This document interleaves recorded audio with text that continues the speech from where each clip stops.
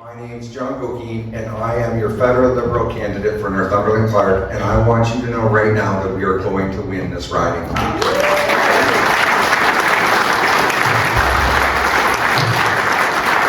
I'd also like to take a minute, and I'd like to thank all of you for taking the time to be out here as we kick off our journey, and this is a journey that we are going to take together.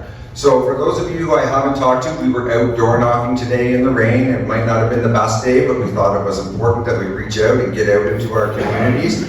We had a lot of positive reception at the door. Nobody threw anything at us, asked us to leave. It was a good moment, and it was nice to start that process.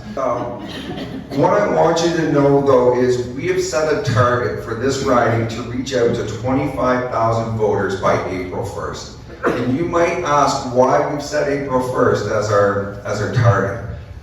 That is because the NDP have indicated that they are going to side with the Conservatives and bring the government down. And that could happen as early, if I'm not mistaken, as March the 24th, which would put us into an election and on the road with ballots in the boxes potentially the first week of May. So, with our growing team of volunteers, we are starting to make those contacts now. And I want to say to you all that there is much at stake in this election. As we await the outcome of the leadership race and a new Liberal platform, my team and I are starting to spread the word about the three things that I committed to when I decided to run for MP. They are affordability, sustainability, and productivity. What do I mean by those things, you might ask, and that's a great question.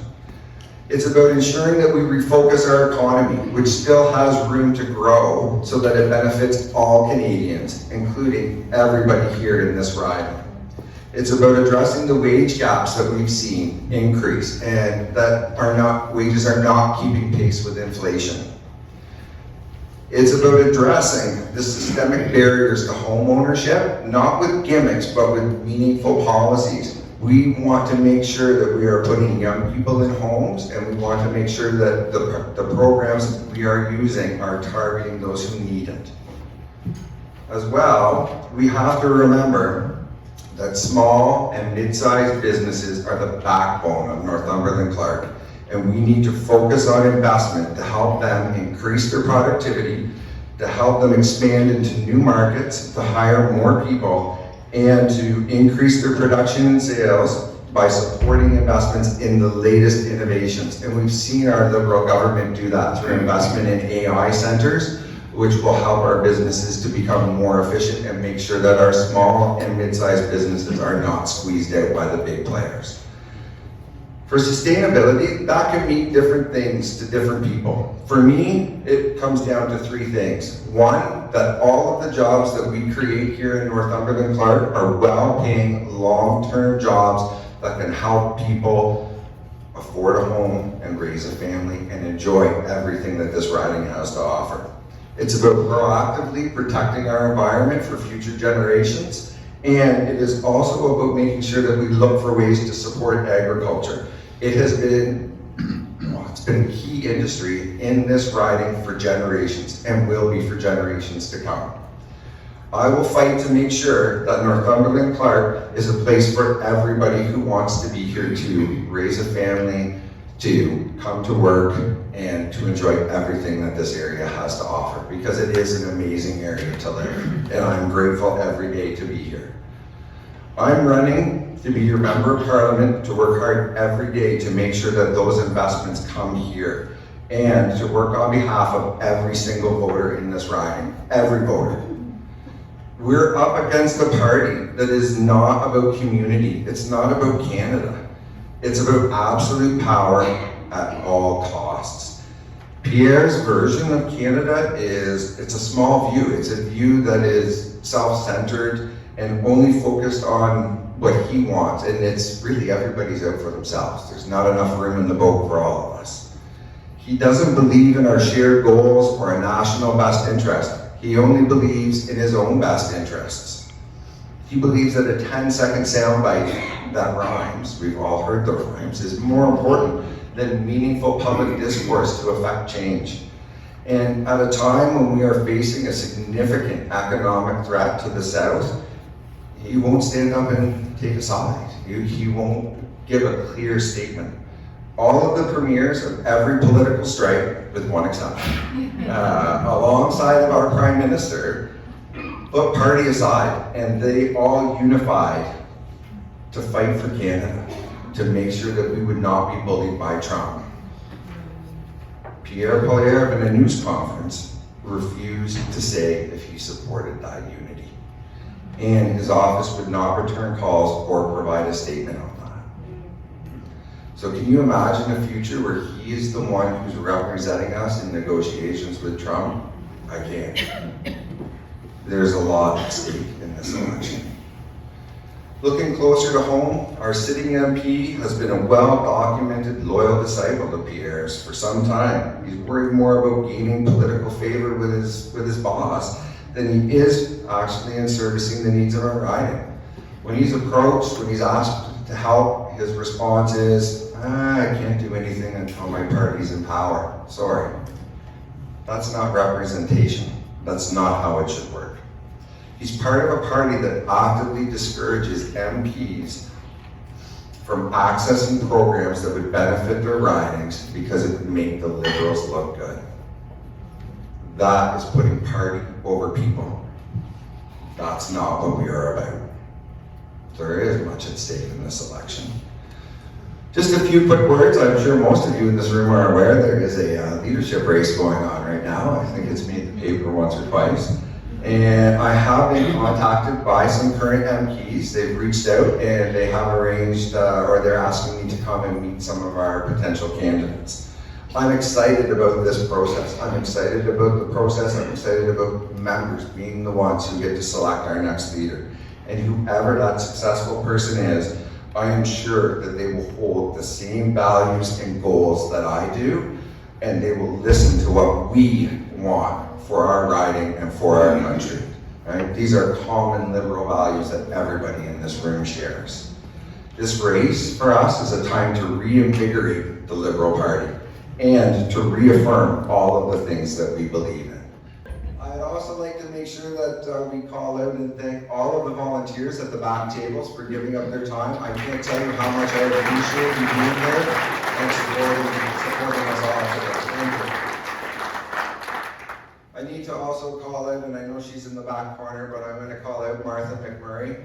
Martha is a dear friend, and she is our volunteer manager, and Martha has supported me in this since the very first day, and I wouldn't be here without Martha, so thank you very much, Martha.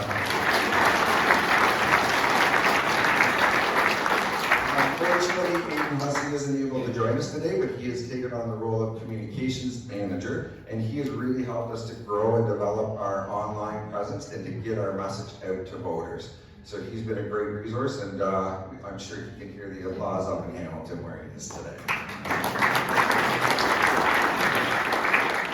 To Doug, a past colleague and our numbers and strategy guru, as I'm sure you could tell from his presentation, Doug knows how to work numbers. Doug can cut turf, and for those of you who don't know what cutting turf is, it's like assigning blocks of door knocking areas. And Doug will be an invaluable asset as we move into a campaign. So thank you, Doug, for being part of the team. This one is, I would say finally, but it's actually my second finally. So to Sandy Wiseman, as Sandy shared, we've just gotten to know each other recently in the past few years, but I will say that Sandy has become, I would say, a great friend. Although I do need to get him back from time to time. Every now and then he does give me a good hard swift kick, and I do appreciate that.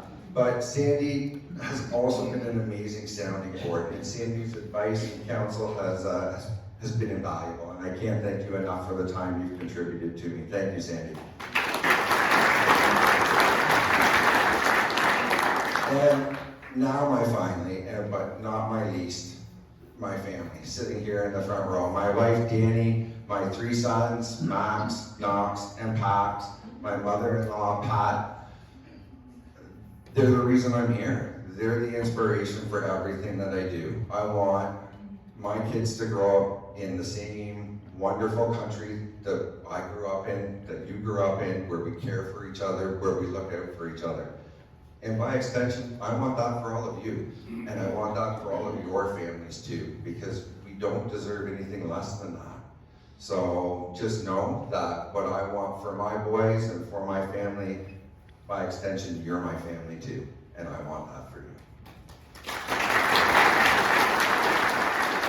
Now, so money and volunteers are what win elections. So we need volunteers. We need people to help us reach voters. And if you can give a week, a day, an hour, we'll take it.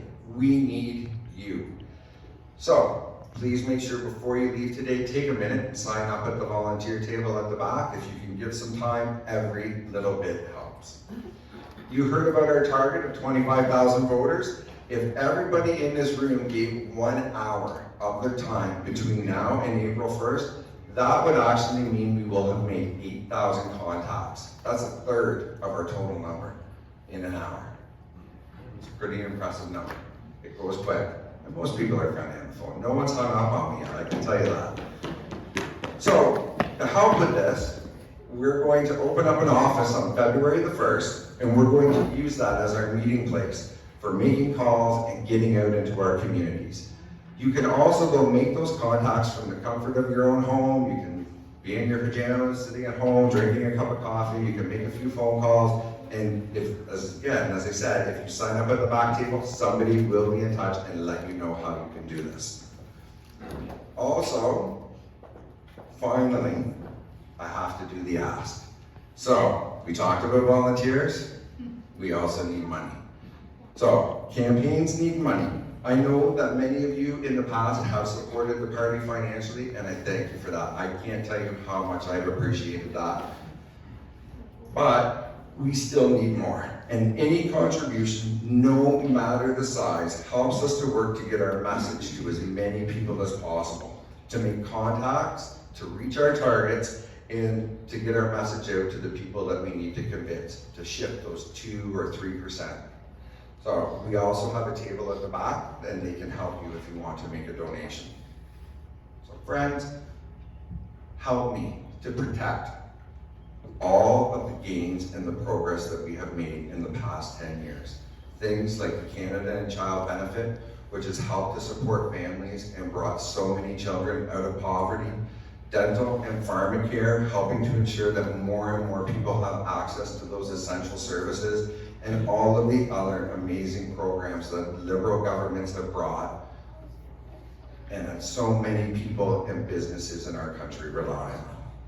There is a lot that needs to be done. I am truly humbled by the trust that you placed in me to be your candidate, and I want you to know that my team and I will work hard every day to win this riding back.